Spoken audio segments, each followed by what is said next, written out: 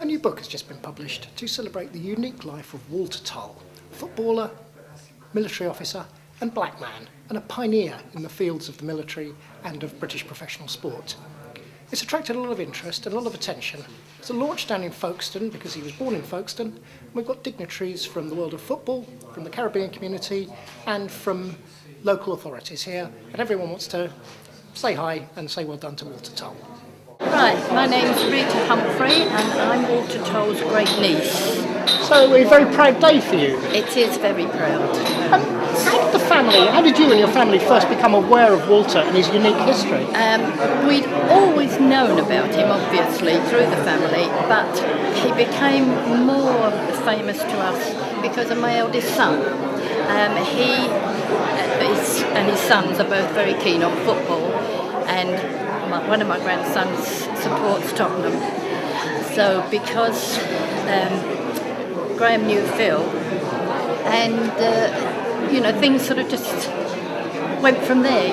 We learnt all the things that he'd done, from going to the orphanage and that way sort of thing. Have you been surprised about how much interest there's been in his life and career? Yes, very, very much so. And he would have been absolutely astounded. Just an ordinary young man could, have so much fame. Damien Collins, I'm the Conservative parliamentary candidate for Folkestone and Hythe, and I'm also chairman of the First World War Step Short project in Folkestone. So, what you've been hearing today, what are your views on Walter Tull and his contribution to British history? Well, Walter Tull has a fantastic story, and it's one that everyone in Folkestone should be proud of. And it's a story that in some ways was never lost for the family, but I mean his story fell out of prominence really. People weren't aware of it, like the story of so many very brave people that fought in the First World War. He fought and gave his life for his country, but had a remarkable life as a footballer before that. The first coloured player to play in an outfield position in the professional leagues in England, which is an extraordinary achievement. A man, of great motivation and personal bravery, who was able to face down not only pressures and racism, and sometimes racism as a footballer, but then also to take on the pressures as a serving soldier in France during the First World War, and also obviously as someone who was the first black man to be commissioned in the field for the British Army. So it's an extraordinary story of personal achievement and integrity, and one that we should value and cherish and know more about today. And wearing I think with my interest with the Step Short project in terms of Folkestone during the war, Walter Tull was born in Folkestone, spent his early years in Folkestone, but also there's a good chance he probably came back to Folkestone during the First World War. Folkestone was the main port for troops to go to France and Belgium for the war and back again as well. Men assembled on the Leas outside the Grand where we are today for the book launch, and walked down the road of remembrance to the harbour to go to France. So he could well have come back and seen that time here. And Walter's name is of course on the War Memorial at the top of the road of remembrance here in Folkestone. And for me, one of the things I find touching is that we now, thanks to Phil Vasili's beautiful book, know so much more about Walter's story, his life, significance, and what it means to young people, people of all ages today.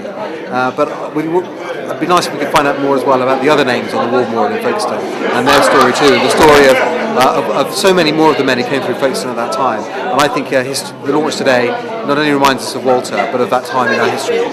My name's Phil Vasili. I'm the author of Walter Tull, 1888-1918. Officer footballer, all the guns in France couldn't break me. How did you get involved in the story of Walter Tull, and how did you actually uncover it in the first place? It was by chance really. I was researching the history of black footballers in Britain and looking through reports from the Edwardian period, and just found reference to what was then called a coloured footballer. Were you surprised when you found that he'd become an army officer as well? I was surprised by lots of things about Walter's life, and probably that's the greatest shock was when I found not that he'd become an officer, because I didn't realise the significance of Walter becoming an officer until I realised that it was against the manual of it broke military rules. In the manual of military law, which I managed to pick up on eBay, the 1914 edition. It said officers had to be of pure European descent. Well, obviously Walter wasn't of pure European descent. Do you think it can act as an inspiration, especially for young men? Well, I know it inspires young people today, because when I go into schools, when I work with Peter's project at Westminster Archives, it was going into schools, and some of it was irrelevant the colour of the children, whether they white, black, mixed heritage, Chinese origin, Asian origin. They were all fascinated by Walter, and as you saw this afternoon with the children from Mandela Primary School, nearly wholly white, again fascinated by Walter, and that's he has a universal appeal, Walter, and he's especially important to Britain's black communities because he represents part of a developing black British culture that's been around for a long time, but more importantly he's a human being, and I think his achievements in the face of adversity and the struggles he had. Do you think there are many more Walter Tulls out there in the black, Asian, Oriental communities in Britain whose stories are still left to be uncovered? Undoubtedly, because that's the thing about historical research, that you always find new things, or people find them for you and come to you and say, did you know this? Do you realise that? Have you heard of this figure? So I think there's a lot of history still to be uncovered, and it would be wonderful if they were as inspiring stories as Walter's. Yeah. At a time like this, when role models are required, and I believe all of you will agree with me, that if there ever was a time that young people need role models, positive role models, it is now. And it really does not matter whether they are white, black, or blue for that matter. The thing is, once such persons have been able to elevate themselves, it does not matter the background from which they came, carpenter, mason, mechanic, whatever. We believe that deep in the souls of every one of us, there are jewels. And Barbados would have played some part in inculcating in Walter's line certain attributes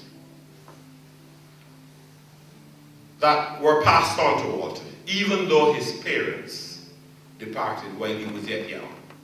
We are sure that from a very small age, one is able to take into them those virtues and those values that will take you through for life.